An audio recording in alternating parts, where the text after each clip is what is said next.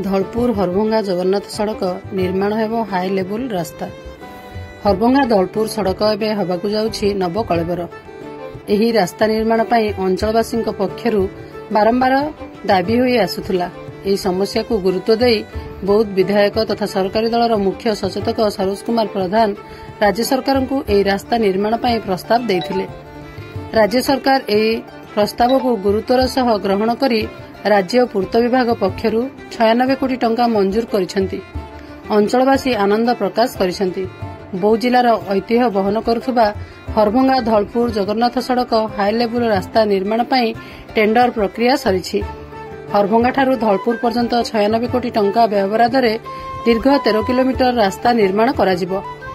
प्रतिवर्ष महानदी बन्यारे उक्त रास्तारे बन्या पानी जोगु जोगाजोग विच्छिन्न होइथाय। एहाकू दृष्टि रखी बौद्ध पूर्त विभाग पक्षरु हाई लेवल रास्ता निर्माण करने लक्ष्य रखा जाइछि बोली बौद्ध पूर्त विभाग अधीक्षण जंत्री इंजीनियर संजीव कुमार छुआल सिंह प्रकाश करिसेंती।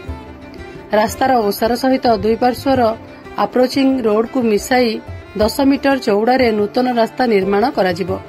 गोटे किलोमीटर रास्ता निर्माण पई मोट 6 कोटी 15 लाख टंका व्यवहार करा जाइछि।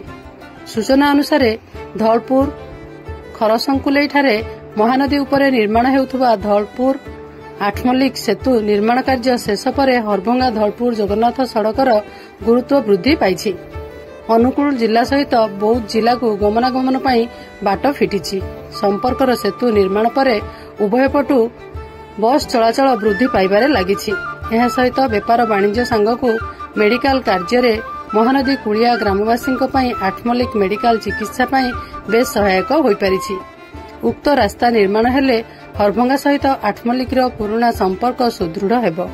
एहा सहित अंचलर जनसाधारण अनुगुल ढेंकानाल कटक भुवनेश्वर जीवा पई एही रास्ता बेस सहायक होई परिबो। बौद्धरू बैद्यनाथ सामलଙ୍କ सहित हरभंगारू चित्तरंजन सिंह रिपोर्ट मो जिला खबर।